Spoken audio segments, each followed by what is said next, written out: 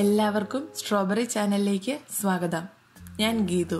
ഇന്ന് കുട്ടികൾക്ക് വേണ്ടിയുള്ള ഒരു റെസിപ്പിയുമായാണ് ഞാൻ വന്നിരിക്കുന്നത്. കുട്ടികൾക്ക് ബ്രേക്ക്ഫാസ്റ്റ് ആയിട്ടോ സ്നാക്സ് ആയിട്ടോ കൊടുക്കാൻ പറ്റുന്ന ഒരു ഹെൽത്തി റെസിപ്പിയാണിത്. Banana bread roll. കുട്ടികൾക്ക് മാത്രമല്ല മുതിർന്നവർക്കും കഴിക്കാൻ പറ്റുന്ന നല്ലൊരു സ്നാക്കാണിത്. മുകളിൽ കാണുന്ന ലിങ്കിൽ ക്ലിക്ക് ചെയ്താൽ ഞങ്ങൾ നേരത്തെ ചെയ്തിട്ടുള്ള കിഡ്സ് സ്പെഷ്യൽ റെസിപ്പികൾ കാണാവുന്നതാണ്. റെസിപ്പിയിലേക്ക് കടക്കുന്നതിന് മുന്നേ നിങ്ങൾ ഈ ചാനൽ ആദ്യമായാണ് കാണുന്നതെങ്കിൽ സബ്സ്ക്രൈബ് ചെയ്യാൻ മറക്കരുത്. അതുപോലെ തന്നെ നിങ്ങൾക്ക് ഈ വീഡിയോ ഇഷ്ടമായാൽ നിങ്ങളുടെ ഫ്രണ്ട്സ് ഫാമിലിയുമായി ഒന്ന് ഷെയർ ചെയ്തേക്കണേ.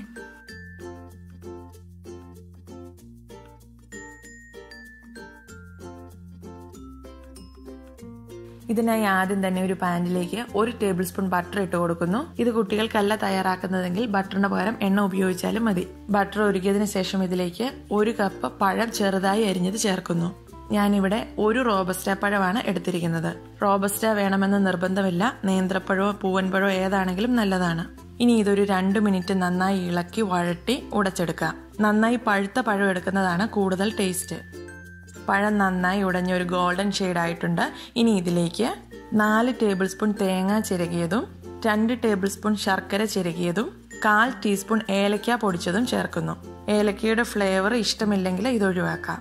ഇതിന് നന്നായി ഇളക്കി യോജിപ്പിച്ച് ഒരു 2 മിനിറ്റ് ഒന്ന് വഴട്ടിയെടുക്കാം. ശർക്കര ഉരുകി കഴിയുമ്പോൾ ഇത് ലൂസ് ആയതുപോലെ ഒന്ന് തോന്നും. അത് കുറച്ച് സമയം കൂടി ഒന്ന് ഇളക്കി കൊടുത്തു കഴിയുമ്പോൾ തിക്കായി വരും. ഇതിപ്പോൾ പാകത്തിനായിട്ടുണ്ട്. ഇതിനി മാറ്റി വെക്കാം. ഇനി ഇതിലേക്കുള്ള ബ്രെഡ് തയ്യാറാക്കാം. ആദ്യം ഞാനിവിടെ ഒരു 4 വീറ്റ് ബ്രെഡ് എടുത്തിട്ടുണ്ട്. നിങ്ങൾക്ക് വീറ്റ് ബ്രെഡ് ഇഷ്ടമില്ലെങ്കിൽ വൈറ്റ് ബ്രെഡ് എടുക്കാവുന്നതാണ്.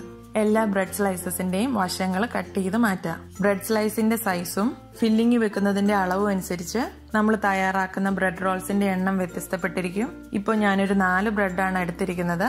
ഫില്ലിംഗ് ബാക്കിയുണ്ടെങ്കിൽ കൂടുതൽ ബ്രെഡ് ആ സമയത്ത് എടുക്കാം. ഇനി കട്ട് ചെയ്ത് വെച്ചിരുന്ന ബ്രെഡ് പീസസ് ഓരോന്നായി എടുത്തൊന്ന് പരത്തിയെടുക്കാം.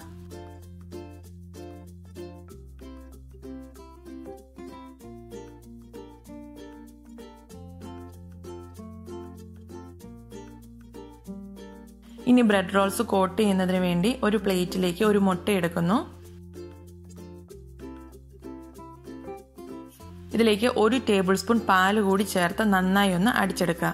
മധുരമില്ലാത്ത ബ്രെഡാണ് ഉപയോഗിക്കുന്നതെങ്കിൽ ഇതിൽ കുറച്ച് പഞ്ചസാര കൂടി ചേർക്കാവുന്നതാണ്. അപ്പോൾ ബ്രെഡ് റോളിനുള്ള എല്ലാ ഒരുക്കങ്ങളും കഴിഞ്ഞു. ഇനി പരത്തി വെച്ചിരിക്കുന്ന ഒരു ബ്രെഡ് പീസ് എടുക്കുക. ഇതിലേക്ക് 1 സ്പൂൺ അളവിൽ ബനാന ഫില്ലിങ് വെച്ച് കൊടുക്കുക. സെൻട്രലായിട്ടാണ് ഫില്ലിങ് വെക്കേണ്ടത്. ഇനി ബ്രെഡിന്റെ ഫില്ലിങ് വെക്കാത്ത 2 വശങ്ങളിലും അടിച്ചു വെച്ചിരിക്കുന്ന മുട്ട ബ്രഷ് ചെയ്ത് കൊടുക്കാം.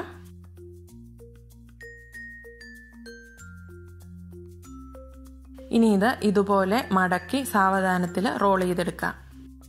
മുട്ട ഉപയോഗിക്കാത്തവർ ഈ സമയത്ത് പാല് മാത്രം യൂസ് ചെയ്താൽ മതിയാവും. റോള് തുറന്നു പോകാതെ ചെറുതായി ഒന്ന് പ്രസ് ചെയ്ത് കൂടി കൊടുക്കാം. അകത്തെ ഫില്ലിങ് പുറത്തോട്ട് വരാത്ത രീതിയിൽ സോഫ്റ്റ് ആയിട്ട് വേണം പ്രസ് ചെയ്യാൻ. ഇവിടെ ഇപ്പോൾ 4 ബ്രെഡ് റോൾസ് ഉണ്ടാക്കി കഴിഞ്ഞ് വീണ്ടും ബനാന ഫില്ലിങ് ബാക്കി വന്നിട്ടുണ്ട്.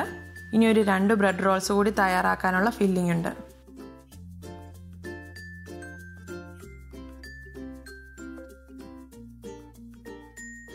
അങ്ങനെ 6 ബ്രെഡ് റോൾസ് കിട്ടിയിട്ടുണ്ട്.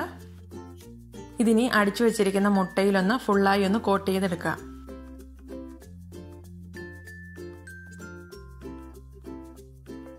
ഇതിപ്പോൾ എല്ലാം കോട്ട് ചെയ്ത് കഴിഞ്ഞിട്ടുണ്ട്. ഇനി ഇത് ഫ്രൈ ചെയ്തെടുക്കാം. അതിനായി ഒരു പാൻ ചൂടാവാൻ വെച്ചിട്ടുണ്ട്. ഇതിലേക്ക് 1 ടേബിൾ സ്പൂൺ ബട്ടർ ചേർക്കുന്നു.